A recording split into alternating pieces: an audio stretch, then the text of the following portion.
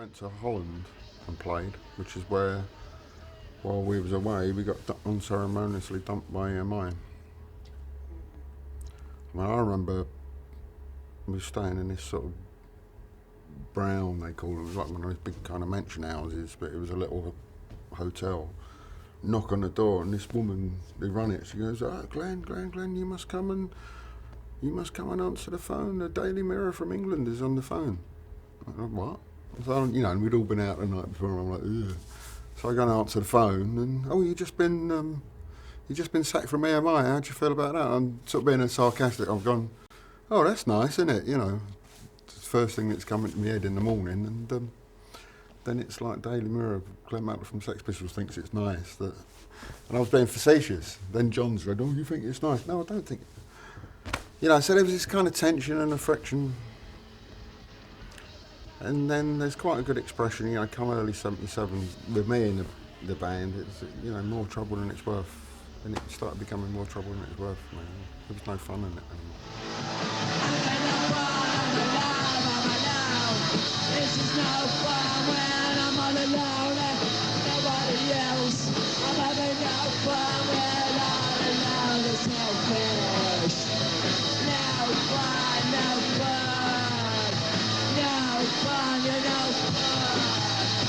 Oh, Tim, you're no fun. No fun, no fun. No fun, no fun.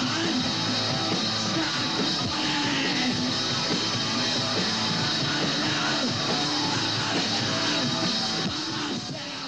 I think Matlock was the musician in the band. That's not to discount either Paul Cook, who was a very solid drummer, or Steve Jones, who was quite, a very impressive rhythm guitarist. But I think Matlock's role was that he was the glue to the songs in many ways. He was the one that, if you look through it, he seems to be the one who's able to arrange the various elements going on. And again, without that, it just wouldn't have had that power and that immediacy. Whereas Cook and Jones coming more for the faces and more the kind of yob rock kind of thing.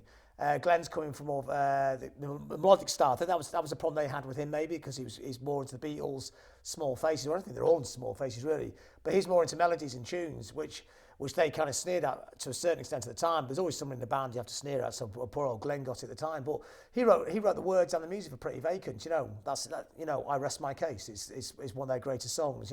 Lyrically as well. A lot of those words are his.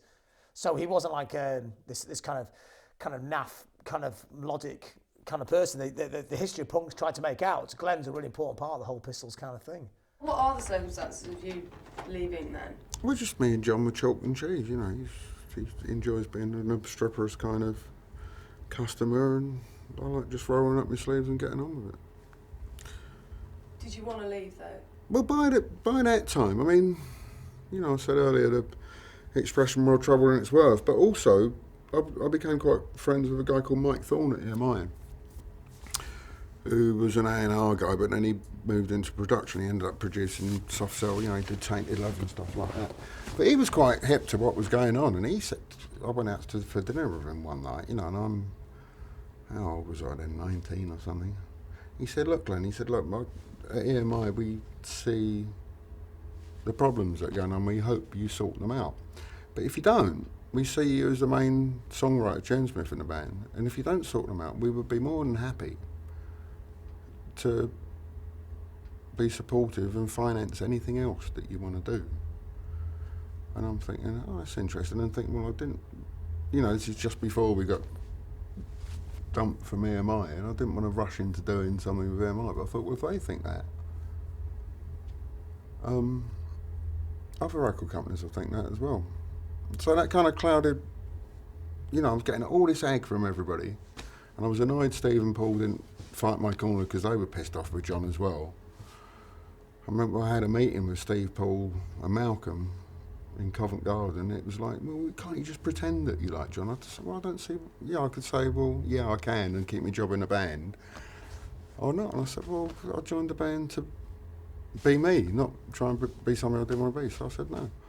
But by that stage, we'd written 90% of the songs that went on to become Nevermind the Bollocks, and been playing them around the country. It was the beginning of the Sex Pistols, as was said in it, as the Sex Pistols as a cartoon strip kind of band, playing right into Malcolm's hand. At the end of the day, Sid couldn't play. Steve had to play louder, and he already played very loud to cover up for it. Sid didn't have to do a lot really, just kind of get it together to pretend to play the bass, and he couldn't even really get that together.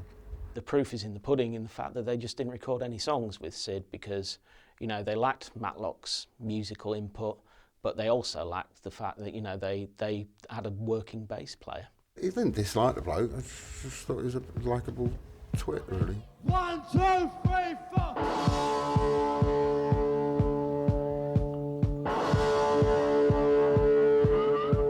Cheap holiday in other people's misery.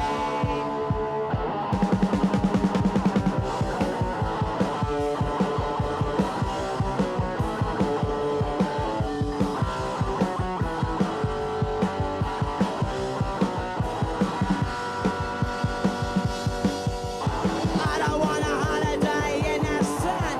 I want to go to the New Sun. I want to see some history.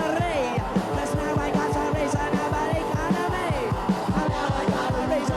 I got a reason. I got a reason. And I'm still waiting.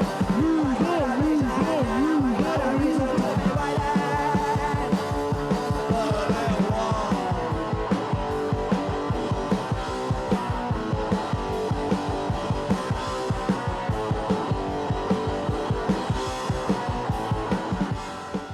In terms of public recognition of the Sex Pistols, it wouldn't surprise me whatsoever if the image of Sid on bass had overtaken that of Glen. In fact, I'd be surprised the other way. I was actually at a gig about 15 years ago, and we were talking with there's some fanzine writers there, and they were quite young, and they were talking about the Sex Pistols reunion, and one of them said, you know, it's just terrible, you know, they are. You know, I mean, Sid Vicious is dead. They haven't even got the original bass player. And I think that, you know, that for most people of that age, that's probably true. I mean, you know, they would be surprised to find out that not only was Sid not the original bass player, but he actually had very, very little to do with the music and was just basically there in terms of imagery. I mean, he was basically useless in just about every aspect of human endeavour. But beyond that, he did have some kind of strange star quality. Sid was a really fantastic rock and roll icon. He looked really cool. He looked amazing, you know. It just, when he started going out with Nancy, it all started to go bad for him, you know. But, you know, he'd never been in love, you know. He had this really bizarre upbringing. So you can see how he fell for a hook, line and sinker. And then the heroin came in, and that was it. He was gone. She turned up, the reason she turned up in England was because she had the hots for Jerry Nolan, the drummer from the New York Dolls and then the Heartbreakers. Jerry knew she was bad news and just gave her the bum's rush, and she hooked up with Sid. So that was that really. She was a girl from Birmingham. She just had an abortion. She was a case of insanity. Her name was Pauline. She lived in a tree. She wasn't no one who killed her baby. She sent her letters from the country. She was an animal. She was a bloody disgrace.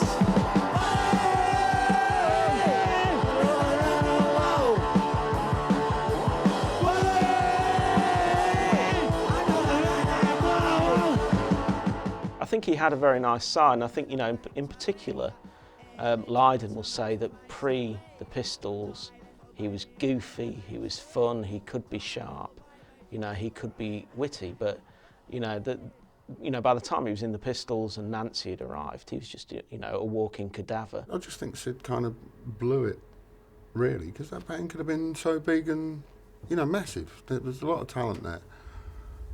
Jerry Nolan said a very good thing, that when I was in a band, there was a balance there. A band only needs one frontman. When Sid was in the band, you know, he's stealing all the limelight from John. I'm bound to say that, but